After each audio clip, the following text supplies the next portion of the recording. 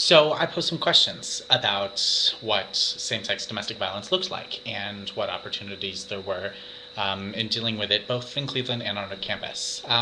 Turns out, very minimal. Because of that, I have been working with Katie Hanna in the Flora Stone Mather Center for Women. Um, I made a presentation to the Sexual Conduct Task Force, um, or was asked if I would like to make a presentation, and I ultimately did. Turns out that there's a great resource of LGBT material in the Calvin Smith Library at Case. I was shocked. I really have had uh, no incentive to explore LGBT books in the library before. But this project opened my eyes to how many books and how many resources there are in KSL. Um, and the Mandel Library as well. Um, so in preparing my presentation, the night before I was supposed to give the presentation, had a whole email written out to Katie describing that I couldn't do it, that there wasn't enough material, that I didn't feel prepared or ready, and that I couldn't make the presentation. I ended up by not sending the email, which I'm glad about. But it was 3 in the morning. I was stressed and bogged down and didn't know where I was going and didn't know what I was going to say and how I was going to say it and how I was going to convince the detective and the sergeant of the Case Police Department why I felt that their police needed to spend the time and why it was an important issue. I was talking with my dad about it, and he asked me why it was necessary too, and why wouldn't the Case Police spend their time and money doing other things? Was this an important issue for them? Well, little did people know, and little did I think, want to admit to myself that that there were domestic violence issues actually happening on campus and happening in my life. So 4 in the morning, I got my stuff together, and I made an outline. I brought a lot of the books into the Sexual Conduct Task Force meeting with me. And I had a whole outline. I ended up by giving around a 20-minute presentation, which was much longer than I expected, and also wasn't in the way that I expected. I was more expecting something like a question and answer, but once I started talking, I just kept going, describing all of these, describing resources, describing facts that I had learned about the Ohio Revised Code, describing other resources and definitions of domestic violence that I had read about from the UK, just lots of material that I found, and then also material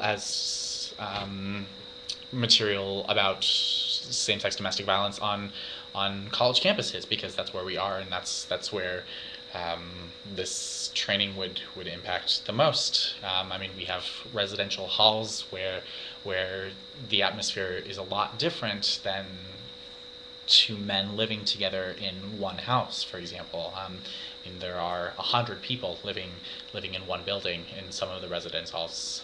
And what if 2 people are dating, or what if 2 people in the same room are dating? Those kinds of situations can't necessarily be handled in the same manner that 30-year-olds who have jobs and cars and houses and the opportunity to escape and get away can. So it went well. It was well received. It was discussed by people. There were people from admissions. There were people from the Center for Women. There were people from counseling services. There were people from the police department.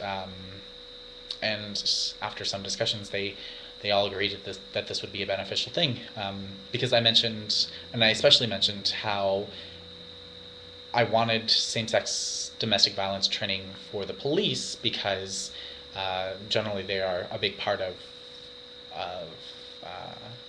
handling this, especially like on the legal issue, on the legal side and on the protection side. But I also mentioned how I wanted some of this information to be presented to lots of departments and organizations on campus, because if a few members, if all of the case police decide to quit, then where does that leave people who have been trained? Well, nowhere. But if people from the case police and people in counseling services and people in the Center for Women and people in Housing, Res Life, and Greek Life are all trained in same-sex domestic violence issues, then hopefully the program will stick. And why are same-sex domestic violence issues different than heterosexual same-sex domestic violence issues? Well, there are risks for outing. There are outing someone if one or both are not present. There's the issue that oftentimes same-sex domestic violence cases aren't thought of as real because if two men are going at it, then they're just thought of as bros and that they can duke it out and fight it out. There's a similar mentality with women, just how women get in cat fights and just need to go at each other every once in a while. So there's a really different atmosphere with same-sex domestic violence issues versus other ones. Those are just two examples I realized, but I don't have my research in front of me or that I told the task force. But it was well received. There's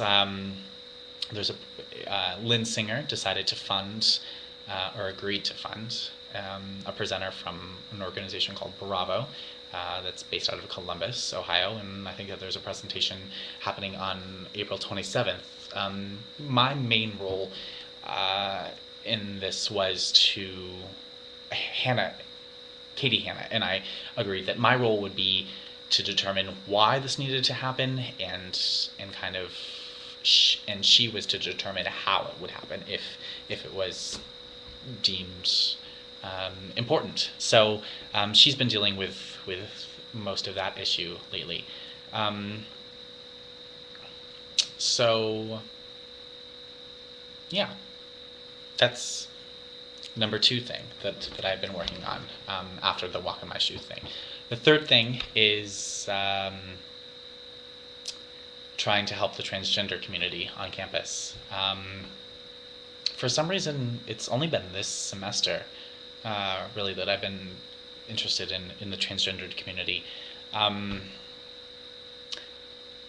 I've been asked a few times by my recent work with it, by some friends, if I'm considering becoming a woman or identifying as transgendered, which has really bothered me. I have no interest in becoming a woman. I'm very comfortable with my gender, and I'm very comfortable with expressing myself as a male, and